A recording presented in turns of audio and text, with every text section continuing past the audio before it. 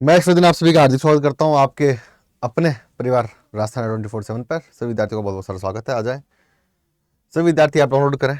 इसी वीडियो के नीचे मोर लिखा हुआ दिख रहा होगा आपको। आप वीडियो ऊपर करेंगे तो उस मोर पे क्लिक करेंगे तो नीचे यशवर्धन सर लिंक आएगा, मेरे नाम का एक, वो ऐप का लिंक है। उस लिंक पे क्लिक करेंगे तो आपका ऐप डाउनलोड होगा। जैसे आपका ऐप डाउनलोड हो, आप सिलेक्ट और कैटेगरी आपसे पूछेगा, वो आपको स्टेट एग्जाम सेलेक्ट करना है, राजस्थान सेलेक्ट करना है और RMSS भी सिलेक्ट करना है। और नीचे जाएंगे तो माई कम्युनिटी लिखा हुआ आएगा, उस पर एक्सप्लोर कम्युनिटी में जाएंगे तो ज्योग्राफी बाय यशवर्धन को आपको फॉलो करना है। शाम बैच खरीदने के लिए आपको Y714 कोड का इस्तेमाल करना है। 6 दिसंबर से बैच को चालू करेंगे।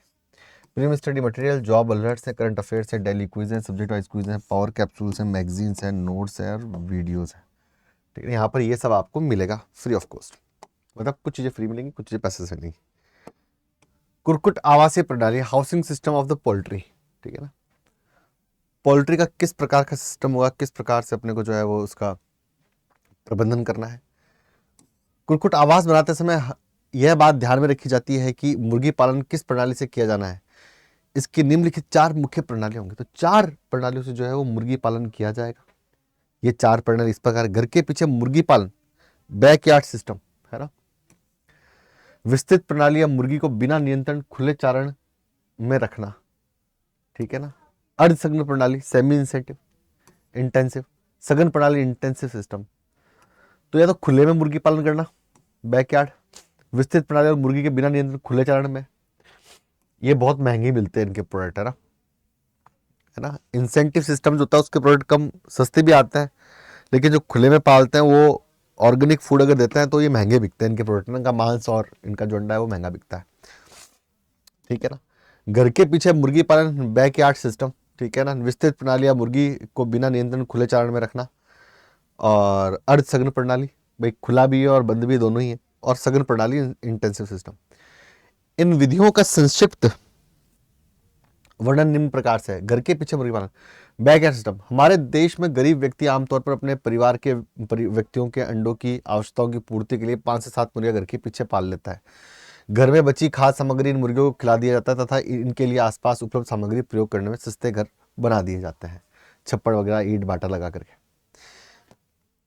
ठीक है ना। तो अपनी आवश्यकताओं को पूरी करने के लिए लोग अपनी, और ऐसा नहीं कि अपनी आवश्यकताओं पूरी करने के लिए, आजकल लोग अपनी आवश्यकताओं के साथ साथ एक्स्ट्रा मुर्गियां पालते हैं और वो इसका व्यापार भी कर लेते हैं फिर छोटे स्तर पे, है ना।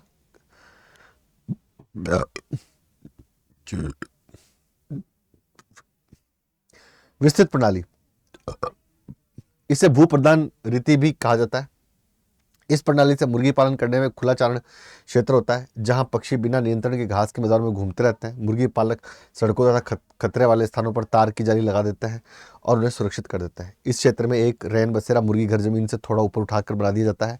लकड़ियों का बांस या लकड़ी का फर्श वाला होता है। इसमें केवल रात्रि विश्राम के लिए ही पक्षी बैठता है, अतः पक्षी प्रति 1 वर्ग फुट के स्थान दिया जाता है।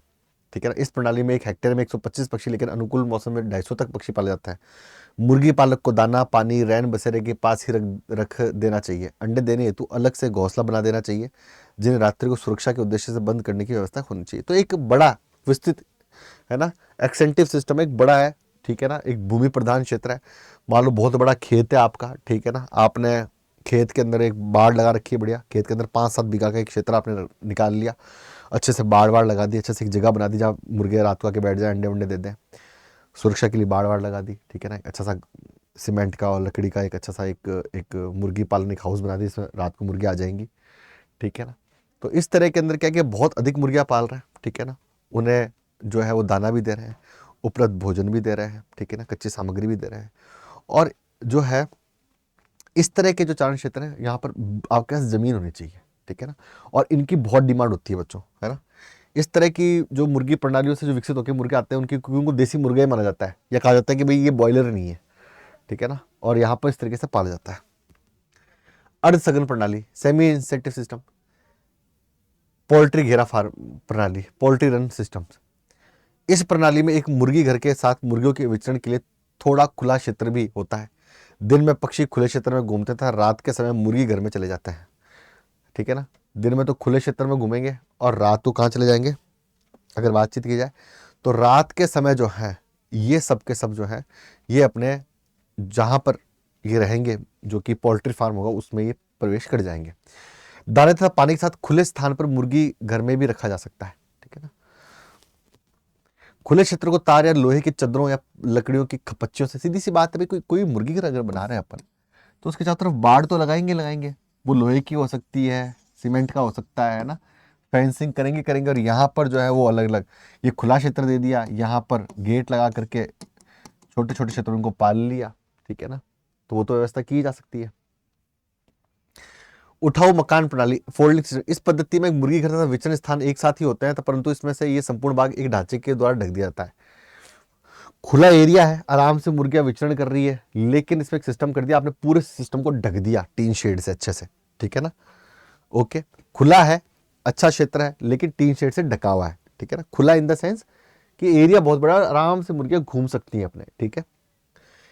इस पद्धति में भी मुर्गी घर तथा विचरण स्थान एक साथ ही होता है, परंतु इसमें यह संपूर्ण भाग एक ढांचे द्वारा ढक दिया जाता है, एक ढांचे द्वारा ढक दिया जाता है। इस विधि में प्रति पक्षी 5 वर्ग फुट स्थान की आवश्यकता पड़ती है। एक स्थान से उठाकर दूसरे स्थान पर मकान को ले जाने की सुविधा के लिए इसका आकार सामान्यतः 20x5 फुट रखते हैं। इसमें 18-20 मुर्गियों को पाला जा सकता है। मकान के पास में ही दाने में पानी तथा पात्र अंडा देने हेतु बिछावन युक्त घोंसला, छोटा घोंसला बना दिया आपने, सीमेंट की दीवार खड़ी करके ऊपर छप्पड़ उप्पड़ लगा दिया, नीचे घास वास लगा करके रख दिया, जहाँ पर वो आके रह जाए, अंडे उंडे ले लें, ठीक है ना। तो उठाओ मकान पालने, छोटा मतलब मकान उठा के बना दिया छोटा सा, और एक छोटा सा ग्राउंड है, उसके चारों तरफ बाड़ लगा दी, ठीक है ना, सिंपली।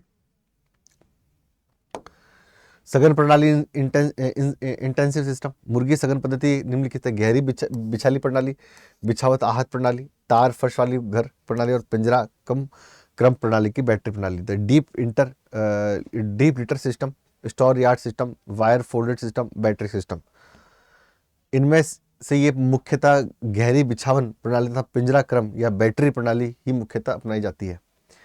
गहरी बिछाली प्रणाली, इस प्रणाली में कुक्कुट आवास की बाहरी दीवारों की ऊंचाई 4 फुट रखता है। दीवार का ऊपरी शेष भाग जालीदार बनाता है। इसकी छत टीन या एस्बेस्टॉस आदि की बनती है।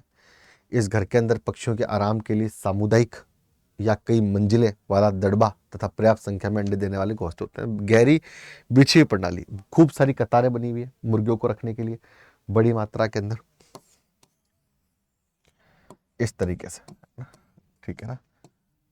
यहाँ पे दाना पानी है, ठीक है ना, सघन, ठीक है ना, पूरा ढका हुआ है, ठीक है ना, जहाँ पर किया जा रहा है उत्पादन। सर्वप्रथम आवास में 6 इंच मोटी बिछाली की तय बिछा देता है और इसके गीला होने पर इसके ऊपर बिछाली की तय लगा देता है।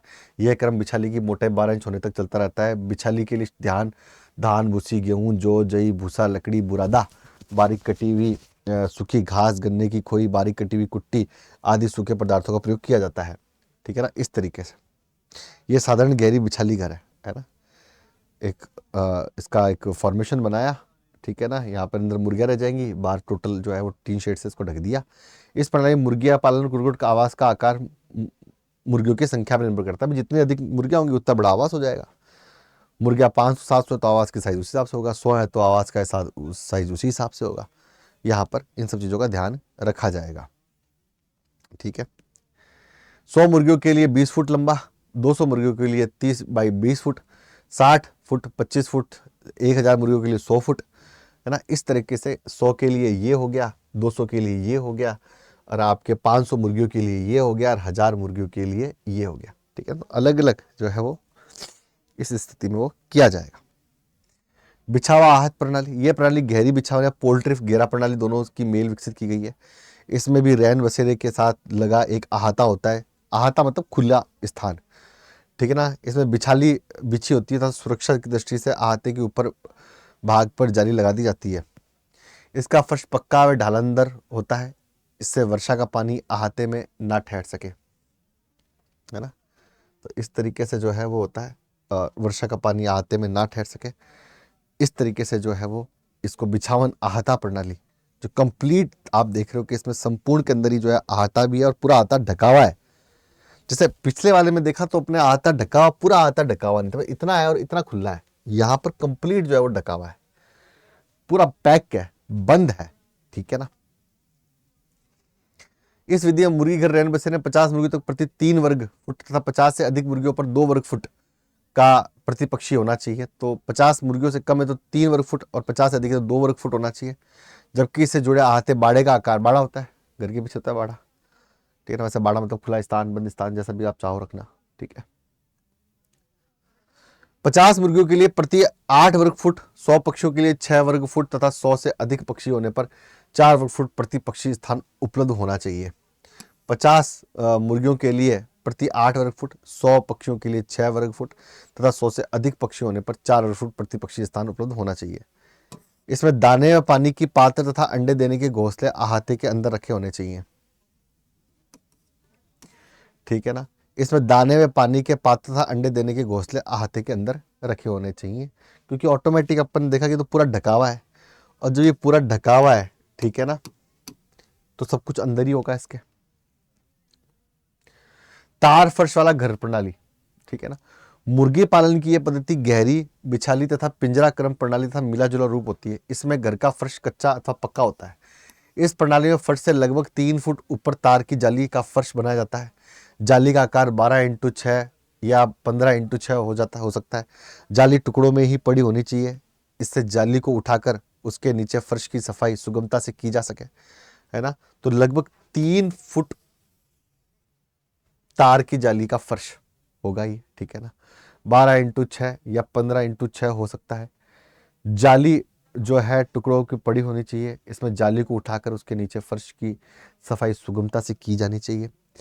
इस प्रणाली में 100 पक्षियों तक प्रति पक्षी 2 वर्ग फुट, 100 पक्षी रखे जा सकते हैं, और 100 का जो हिसाब किताब है वो 2 वर्ग फुट है, तो मतलब 200 वर्ग फुट जगह चाहिए इसमें, ठीक है। फुट ही रखा जाता है। आवाज, दाने और पानी पात्र अंडे देने के लिए घोंसले की व्यवस्था की जाती है वहीं पर। पिंजरा क्रम या बैटरी प्रणाली, इस पद्धति में पक्षियों को पालने के लिए जालीदार पिंजरों केज में तैयार करवाया जाता है। इनमें अथवा 3 से 5 पक्षियों को रहने की व्यवस्था की जाती है। एक पक्षी वाले पिंजरे का आकार 25 बाई 45 सेमी होता है। पिंजरे का फर्श आगे की ओर ढालू होकर ऊपर की ओर मुड़ा हुआ होता है, जिससे अंडा स्वयं ही वहां आकर रुक जाता है। मतलब ढालू है, अंडा दिया सीधा रैक में आ गया, और रैक वाले अंडे को जो उत्पादन करता है कि लोग जो कर्मचारी लगे उन्होंने उठा लिया। इस पद्धति में पिंजरों को कतारों या क्रमों में रखने के कारण ही इसे पिंजरा क्रम प्रणाली कहा जाता है। पिंजरों के जो बड़े बड़े पोल्ट्री फार्म होते हैं असल में वो इसी पर आधारित होता है। बहुत बड़े पोल्ट्री फार्म होते हैं जिसमें हजारों मुर्गियां होती हैं, लाखों अंडे पैदा होते हैं, ठीक है ना। लाखों अंडों से करोड़ों, लाखों अंडों से लाखों चूजे पैदा होते हैं। एक पिक्चर का डायलॉग भी इस तरह का है ना, कि मेरे पास लाखों मुर्गियां होंगी, लाखों मुर्गियों से करोड़ों अंडे होंगे, करोड़ों अंडों से अरबों बच्चे होंगे, ठीक है, मैं बहुत पैसे कमाऊंगा, ठीक है ना। तो करोड़ों अंडों से अरबों बच्चे कैसे होंगे, ये समझ से परे हो गया, ठीक है। इन पिंजरों में बीट को बाहर निकालने के लिए 2 प्रकार की व्यवस्था की जाती है। पक्षियों की संख्या कम होने पर पिंजरे के नीचे बीट ट्रे रख देते हैं, जबकि अधिक संख्या होने पर पक्षी पर बीट एकत्रित करने के लिए स्वचालित यंत्र का प्रयोग करता है। इस प्रत्येक पिंजरे का संबंध एक चौड़े बेल्ट से कर दिया जाता है। कभी तो 2 आहार व अंडा एकत्रित करने के लिए भी इसी प्रकार की स्वचालित व्यवस्था की जाती है। इस तरह से जो होता है वो पिंजरा होता है ना। इस प्रणाली में प्रत्येक पिंजरे के बाहर की ओर दाने और पानी की पात्रों की व्यवस्था होती है। लाइन से दाने और पात्र लगे होते हैं। मैं दिखाता हूं आपको कि पोल्ट्री फार्म जो है, आधुनिक पोल्ट्री फार्म जो है ना, वो दिखाता हूं मैं आपको यहाँ पे।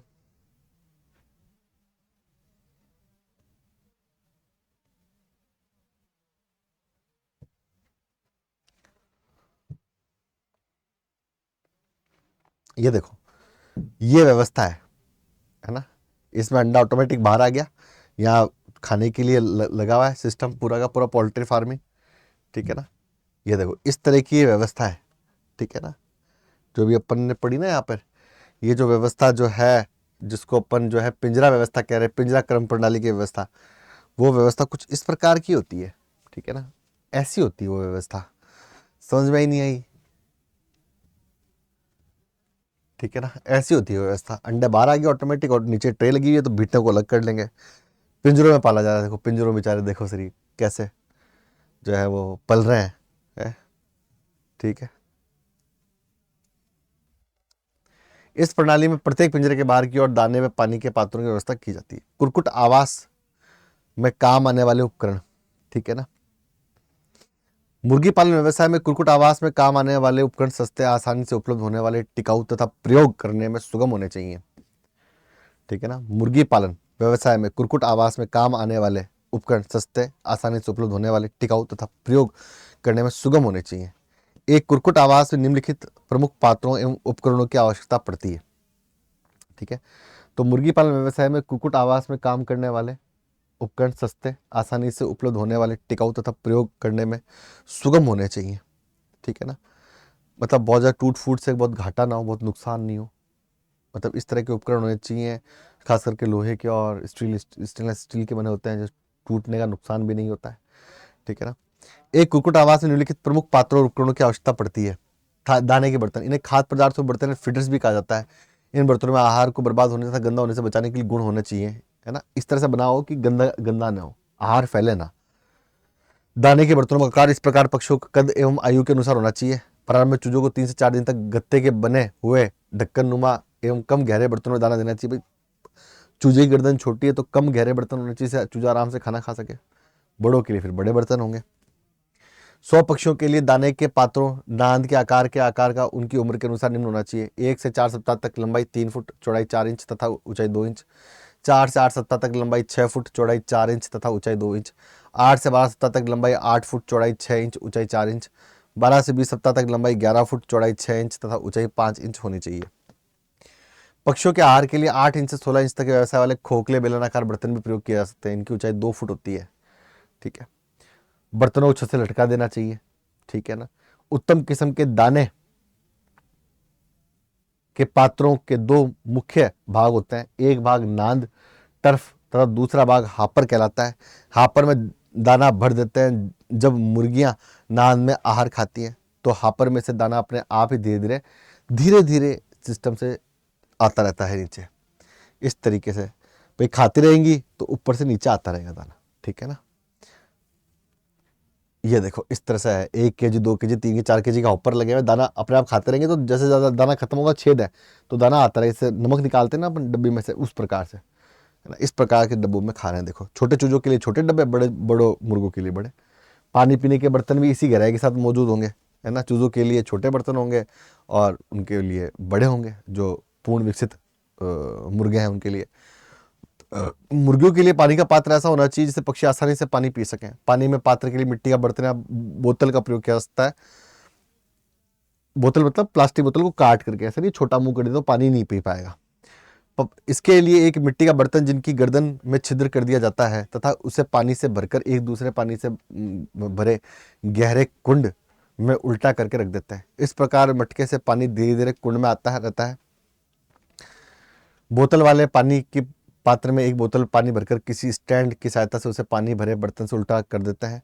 बोतल धीरे धीरे पानी बर्तन में आता रहता है। मतलब जैसे पानी खत्म होगा तो अपन एक फुटबॉल लगा देंगे उसमें छोटी सी, पानी खत्म होते ही पानी और आ जाएगा, पानी खत्म होते ही पानी और आ जाएगा, ठीक है ना। इस तरह का सिस्टम। ऐसा नहीं कि पानी वेस्ट हो रहा है और पानी फैल रहा है तो उससे दिक्कत हो सकती है, बीमारियां भी फैल सकती हैं। फिर पानी फैलेगा, कीचड़ होगा, कीचड़ से फिर नमी फैलेगी तो उससे दिक्कत हो सकती है। इस तरीके से देखो ये, है ना, पानी बूंद बूंद करके पानी आ रहा है, ठीक है ना। इस तरह से पानी भर दिया, ठीक है ना, तो आराम से अपना चौच डाल करके पानी पी लेगा। अंडे का घोंसला या बक्सा। प्रत्येक मुर्गी घर में मुर्गियों के अंडे देने के लिए घोंसलेदार बक्से रखे जाते हैं। इनकी संख्या प्रति 5 से 6 मुर्गियों पर एक हो। घोंसले ऐसे हो तो आसानी से साफ किए जा सकें, मुर्गी आसानी से प्रवेश कर सके, वायु आगमन की पर्याप्त सुविधा हो। घोंसलों का फर्श ढालू हो जिससे कि अंडा लुढ़क करके सामने आ जाए, ठीक है ना। अधिकतर ये बक्से 1 घन फुट आकार के होने चाहिए। इन घोंसलों में सूखे बिछावन की एक परत अवश्य बिछा देनी चाहिए, है ना, जिससे सूखे बिछावन की परत मतलब पानी फैले तो वो सोख कर ले उसको, ठीक है ना। 50 मुर्गियों के लिए 5 फुट और 2 फुट चौड़ा तथा 2 फुट सामुदायिक घोंसले की भी बनवाया जा सकता है। एक साथ बड़ा 5 फुट लंबा और 2 फुट चौड़ा जो है सामुदायिक घोंसला बना दिया, उसमें कई सारी मुर्गियां और अपने अंडे अंडे दे रही हैं, अपना काम कर रही है भाई, ठीक है। सामुदायिक घोंसले, कम्युनिटी घोंसले, जिसमें एक साथ जो है वो अपना कार्य कर रही होती है। ग्रीट के बर्तन। कुक्कुटशाला में मुर्गियों की पाचन शक्ति ठीक बनाए रखने के लिए संगमरमर के छोटे टुकड़े रखना जरूरी है। इस कार्य के लिए धातु तथा लकड़ी से बने पात्रों का प्रयोग किया जा सकता है। वयस्क पक्षियों के लिए ग्रिट की अधिक आवश्यकता होती है, ठीक है ना। हरे चारे का पात्र की अगर हम बातचीत कर ले तो सामान्यतः 4 सप्ताह के पश्चात पक्षियों को विटामिन ए तथा रेशों की पूर्ति के लिए हरा चारा उपलब्ध कराना चाहिए। इसके लिए प्रति 100 पक्षी 3 किलोग्राम हरा चारा, जिसमें कि रिजका, बरसिम, पालक आदि को काट कर धोकर के अलग से पात्रों में कुक्कुट आवासों में रख देना चाहिए। उपयुक्त उपकरणों के अतिरिक्त एक मुर्गी फार्म पर अंडे रखने की ट्रे या पेटियां, कैडलिंग लैंप, तुला, चूजों के बक्से, बर्तनों को स्वच्छ व जीवाणु रहित करने की मशीनें आदि भी पर्याप्त मात्रा में रख देनी चाहिए। तो इस तरीके से जो है यहाँ पर जो है हम मुर्गियों के लिए कर सकते हैं और बहुत सारे रोगों से मुर्गी को बचा सकते हैं, अधिक उत्पादन प्राप्त कर सकते हैं, मुर्गी को स्वास्थ्य का ध्यान रख सकते हैं। एक अच्छी पिंजरा प्रणाली मुर्गियों के अनुसार उत्पादन, आप चाहते क्या हो? आप बहुत अधिक उत्पादन चाहते हो तो वैसी प्रणाली विकसित करो। आप एक सीमित उत्पादन चाहते हो, आप केवल अपने घर की आपूर्ति पूरा करना चाहते हो, तो उसके अनुसार जैसी आपकी उत्पादन की इच्छा शक्ति है उसी प्रकार से पिंजरे, उसी प्रकार से पोल्ट्री फार्म की व्यवस्था होनी चाहिए और उसी प्रकार से उसका कार्य होना चाहिए। ठीक है ना? चलें भाई, अब आगे बात कर लेते हैं, आगे बात कर ले। ठीक है, तो आगे जो है वो आपके लिए गुरुकुल बैच है, मतलब आपके लिए जो है वो शाम बैच है। आप अड्डा 24/7 का ऐप डाउनलोड करें। इसी वीडियो के नीचे मोर पे क्लिक करेंगे तो एक लिंक आएगा नीचे यशवर्धन सर लिखा हुआ, उस पर क्लिक करेंगे तो आपका ऐप डाउनलोड हो जाएगा। सिलेक्ट योर कैटेगरी में जाएं, स्टेट एग्जाम सेलेक्ट करें, राजस्थान सेलेक्ट करें, RSMSS भी सिलेक्ट करें, और सबसे इंपॉर्टेंट बात है शाम बैच है, और मैं तो कहूँगा भी राजस्थान महापैक चल रहा है, राजस्थान महापैक ले आप, है ना। बाय नाउ पर क्लिक करें, इसमें सब बैचेज आ जाएंगे। Y714 अप्लाई कर दें, 975 रुपये में आपका महापैक आ रहा है, 975 रुपये में आपका महापैक आ रहा है। Y714 कोड का इस्तेमाल करें, ठीक है ना।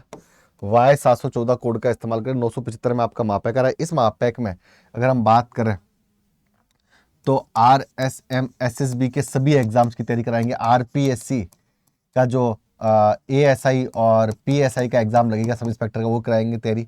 LDC हाई कोर्ट की तैयारी कराएंगे, कोऑपरेटिव बैंक की तैयारी कराएंगे, EMRS की तैयारी करेंगे। इस महापैक में सब कुछ शामिल होगा, ठीक है ना। तो एक बार कोर्स लिया तो 2 साल तक फ्री, तो अलग अलग कोर्स लेने की जरूरत नहीं है और सबके अलग अलग क्लासरूम होंगे, ठीक है। इससे आपको लाभ होगा। तो खुश रहें, आबाद रहें, जिंदाबाद रहें। चैनल को सब्सक्राइब करें, लाइक करें, ऐप को डाउनलोड करें। धन्यवाद।